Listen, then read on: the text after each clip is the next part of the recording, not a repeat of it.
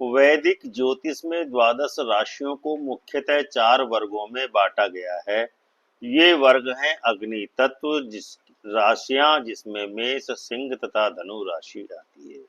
दूसरा वर्ग होता है पृथ्वी तत्व राशियां जिसमें वृषभ, कन्या तथा मकर राशियां आती हैं। तीसरा होता है वायु तत्व राशियां जिनमें मिथुन, तुला तथा कुंभ राशियां आती हैं। चौथा और अंतिम वर्ग होता है जलीय राशियां जिसमें कर्क, वृश्चिक तथा मीन राशियां आती हैं। इन सभी राशियों में अग्नि तत्व की राशियां सर्वाधिक ऊर्जावान एवं जोश से भरी हुई होती हैं। अग्नि तत्व की राशियां ग्रह परिवर्तन से सबसे ज्यादा प्रभावित होती हैं, इसलिए उन पर शनि के मार्गी होने का प्रभाव हमने सर्वप्रथम आपको बताया था। आज से हम पृथ्वी तत्व की राशियां यानी वृषभ, कन्या तथा मकर राशियों पर मार्गी शनि के प्रभाव का आकलन आपको बताने वाले हैं। क्योंकि पृथ्वी तत्व की राशियां सर्वाधिक संवेदनशील होती हैं, आज सर्वप्रथम हम आपको दूसरे दिन कन्या राशि पर शनि के 13 नवंबर 2024 को मार्गी होने के प्रभाव के बारे में आपको बताने वाले हैं। जय सिया राम मित्रों, आज का वीडियो प्रारंभ करने से पहले आपसे विनम्र निवेदन है कि यदि आपने अभी तक हमारे चैनल अमृत कलश को सब्सक्राइब न किया हो तो इसको तुरंत ही सब्सक्राइब करके घंटी का बटन दबाकर ऑल का ऑप्शन अवश्य ही चुन लें, ताकि हमारा नया वीडियो अपलोड होते ही आपको सबसे पहले नोटिफिकेशन प्राप्त हो सके। शनि जैसा ग्रह जो एक राशि में लगभग 2.5 वर्षों तक रहता है तथा 12 राशियों का पूरा चक्र 30 वर्षों में पूरा करता है, इसलिए जब भी शनि ग्रह की स्थिति में कोई परिवर्तन होता है तो उसका प्रभाव भी राशियों पर लंबे समय तक तथा बड़ा ही प्रभाव पड़ता है। शनि के संबंध में ऐसा ही एक परिवर्तन 13 नवंबर 2024 को होने वाला है। 13 नवंबर 2024 को शनि अपनी वक्री गति को छोड़ करके प्रातः 6:28 पर मार्गी होने वाला है। यह शनि 29 जून 2024 से कुंभ राशि में प्रातः 5:25 पर वक्री हुआ था। अब यह शनि 13 नवंबर 2024 को मार्गी होकर 29 मार्च 2025 तक कुंभ राशि पर ही रहने वाला है, जिसका एक ही अर्थ निकलता है कि जिन लोगों की शनि की दशा या महादशा, अंतरदशा या प्रत्यंतर दशा चल रही है तथा जिनकी जन्म की लग्न कन्या है, उनके सुख, संतान, दाम्पत्य जीवन एवं भाग्य के क्षेत्र में निश्चित ही आमूल चूल परिवर्तन होने वाला है। जिन लोगों को अपनी जन्म लग्न के बारे में सही पता नहीं है और उनकी राशि वर्तमान नाम के अनुसार कन्या है, उनके लिए भी यह विवेचनात्मक विश्लेषण विशेष प्रभावकारी रहने वाला है। ज्योतिष का एक सर्वमान्य सिद्धांत है कि जब भी किसी मेजर ग्रह या प्लेनेट की स्थिति में थोड़ा सा भी परिवर्तन होता है तो अखिल ब्रह्मांड में घटी इस खगोलीय घटना का जन सामान्य तथा द्वादश राशियों पर के माध्यम से अत्यंत ही विराट प्रभाव होता है। जैसा कि अब 13 नवंबर 2024 से 29 मार्च 2025 के बीच शनि का एक बड़ा परिवर्तन होने वाला है, जिसका कन्या लग्न या कन्या राशि पर वृहत प्रभाव पड़ने वाला है। ऐसे शनि की स्थिति में शनि का प्रभाव 3 कारणों पर आधारित होता है। नंबर 1, जिस भाव में भी शनि ग्रह स्थित हो उसका प्रभाव जातक पर व्यापक रूप में होता है। 13 नवंबर 2024 से मार्च के बीच में कुंभ राशि पर गोचर करते हुए शनि कन्या राशि के 6वें भाव में रहने वाला है।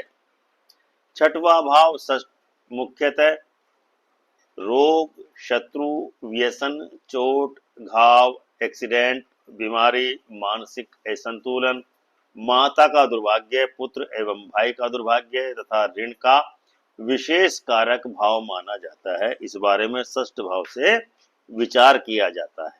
कुंभ राशि शनि की अपनी ही राशि है, यानी उपर्युक्त तथ्यों में कन्या राशि वालों को निश्चित ही अनुकूलता अथवा प्रतिकूलता प्राप्त होने वाली है।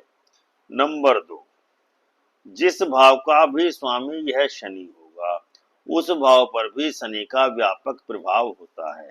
13 नवंबर से 29 मार्च के बीच कुंभ राशि में शनि मार्गी रहने वाला शनि पंचम भाव का स्वामी भी है। पंचम भाव से विद्या, बुद्धि, संतान, संतान का सुख, संतान एवं माता पिता का पारस्परिक संबंध, भावनाएं, विचार, ईश्वर भक्ति, राजा के संबंध में उच्चाधिकारियों से संपर्क तथा पुण्य कर्म आदि का विचार किया जाता है। इसके बारे में पंचम भाव विशेष रूप से उल्लेखनीय होता है। नंबर 3, जिस नक्षत्र पर भी यह शनि गोचर कर रहा है उस नक्षत्र के स्वामी की दशा तथा स्थिति का भी फल उस जातक को उस दौरान प्राप्त होता है।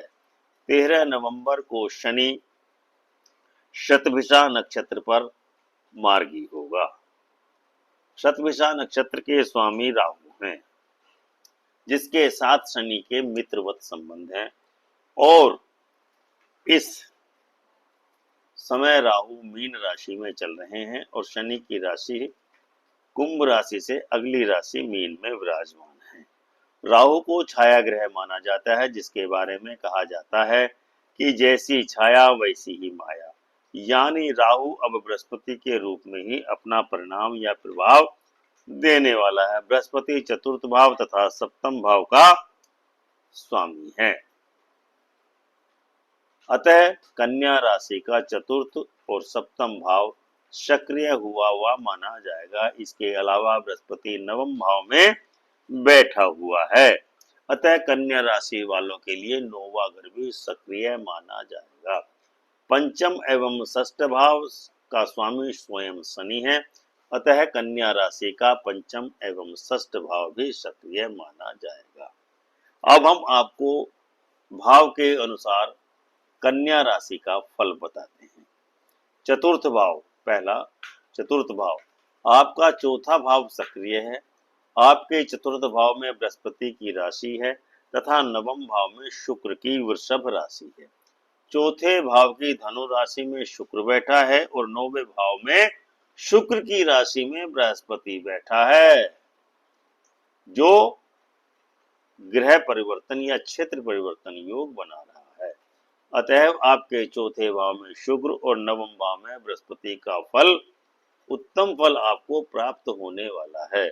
लेकिन एक तथ्य को मन में गांठ बांध कर रखिए कि संपत्ति के क्षेत्र में आपको जो प्राप्ति होने वाली है उसमें कुछ डिले तो हो सकता है, मगर डिनाई नहीं हो सकता है। यानी कि आपको अचल संपत्ति का लाभ देर सवेर होकर के ही रहेगा। माता के स्वास्थ्य को कुछ कष्ट संभव है। इसके अलावा खेती, कृषि एवं शिक्षा के क्षेत्र से आपको अवश्य ही लाभ इस दरमियान में होने वाला है। प्रणय संबंधों से भी आपको कुछ लाभ हो सकता है। दूसरा जो भाव आपका जागृत है वह है पंचम भाव। आपके पंचम भाव में शनि के स्वामित्व की मकर राशि है। उससे अगले भाव में शनि मार्गी होकर विराजमान होने के कारण आपका पंचम भाव अत्यंत सक्रिय रहेगा। पंचम भाव से विद्या, बुद्धि, संतान, सुख, संतान एवं माता पिता का पारस्परिक संबंध, भावनाएं, विचार, ईश्वर भक्ति, राजा के संबंध में उच्चाधिकारियों से संपर्क तथा पुण्य कर्म आदि का विचार किया जाता है। पंचम भाव में शनि की राशि होने के कारण आप अपने बुद्धि कौशल के द्वारा आप अपनी समाज में विशेष स्थान कायम करने वाले हैं। इस समय अवधि में आपको पूर्ण संतान सुख प्राप्त होने वाला है। धन लक्ष्मी का आपके जीवन में आगमन होने वाला है। कुल मिलाकर आप वर्तमान को अपने अनुकूल बनाने में पूरी तरह समर्थ होने वाले हैं। इसके अलावा आपकी संतान भी आपको नाम को रोशन करने वाली है। नंबर 3, छठवां भाव सिंह राशि। कन्या राशि वालों के लिए 13 नवंबर से 29 मार्च के बीच छठवां भाव भी जागृत रहने वाला है। छठवें भाव से ऋण, रोग एवं शत्रु पक्ष का विचार किया जाता है। अतएव इस दरमियान में आपको ऋण रोग से पूरी तरह मुक्ति मिलने वाली है। कोर्ट कचहरी, सरकारी कार्यालय से आपके पक्ष में परिणाम आएगा, ये तय है। किसी प्रतियोगी परीक्षा में यदि आप सम्मिलित हुए हैं तो आपको उसमें अवश्य ही सफलता मिलने के योग बन रहे हैं, लेकिन शत्रुओं के कारण आपको अवश्य ही कुछ न कुछ परेशानी अवश्य ही होनी चाहिए। नंबर 4, सप्तम भाव। कन्या राशि वालों का सप्तम भाव भी जागृत रहने वाला है। सप्तम भाव मुख्यतः दाम्पत्य साथी, उसके स्वभाव, उसकी सच्चरित्रता, पातिव्रत्य, दाम्पत्य साथी कब तक जीवित रहेगा, एक विवाह अथवा बहुविवाह योग, पति पत्नी का पारस्परिक संबंध, ससुराल से धन प्राप्ति, यात्रा, विदेश यात्रा तथा तीर्थाटन आदि का पता चलता है। पुत्रों का माता से संबंध तथा मार्केज को भी सप्तम भाव नियंत्रित करता है। यानी अगर आप गैर शादीशुदा हैं तो आपके विवाह का योग निश्चित ही शीघ्र अतिशीघ्र बनने वाला है। इसके अलावा आपके अनन्य प्रणय संबंध बनने का भी योग है, किंतु आपके जितने भी प्रणय अथवा परिणय संबंध बनेंगे उनकी प्रगति अत्यंत धीमे धीमे ही होने वाली है। दाम्पत्य साथी का स्वभाव निश्चित रूप से उग्र रहने वाला है। तलाक अथवा ब्रेकअप का भी चांस बन सकता है। नंबर 5, नवम भाव। नवम भाव से भाग्य, आदेश, हुकूमत, पोते पोतियां, प्रसिद्धि, सम्मान, धर्म, तीर्थ यात्रा, नेता पद, जोश, साहस, सूझबूझ, भाग्योदय, काल तथा सद्गुण आदि के विषय में विचार किया जाता है। आपका नवम भाव इस समय अवधि में अत्यंत सक्रिय रहने वाला है। अतः आपके भाग्य, आदेश, हुक्म, पोते पोतियां, प्रसिद्धि, सम्मान, धर्म, तीर्थ यात्रा, नेता पद, जोश, साहस, सूझबूझ, भाग्योदय, काल एवं सद्गुण आदि के विषय में उत्तम प्रकार के परिणाम प्राप्त होने वाले हैं। भाग्य की प्रबलता के चलते आपको कोई अत्यंत श्रेष्ठ पद की प्राप्ति होने वाली है। किसी तीर्थ यात्रा अथवा दूरस्थ टूर पर जाना पड़ सकता है। स्थान परिवर्तन का भी योग बन सकता है।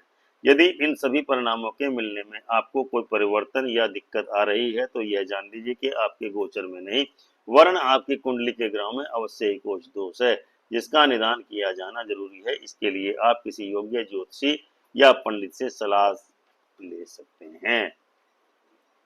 तो दर्शकों, यह था कन्या राशि के लिए 13 नवंबर से 29 मार्च के बीच शनि के वक्री होने का ज्योतिषीय विवेचन। उम्मीद है आपको यह विश्लेषण अवश्य ही पसंद आया होगा और आप इस वीडियो को अपने मित्रों एवं रिश्तेदारों के साथ अवश्य ही शेयर करेंगे। चैनल को सब्सक्राइब करके कमेंट करके हमें अपनी अमूल्य राय से अवश्य ही अवगत कराएं। चैनल को सब्सक्राइब अवश्य कीजिए। प्रेम से बोलिए जय सिया राम।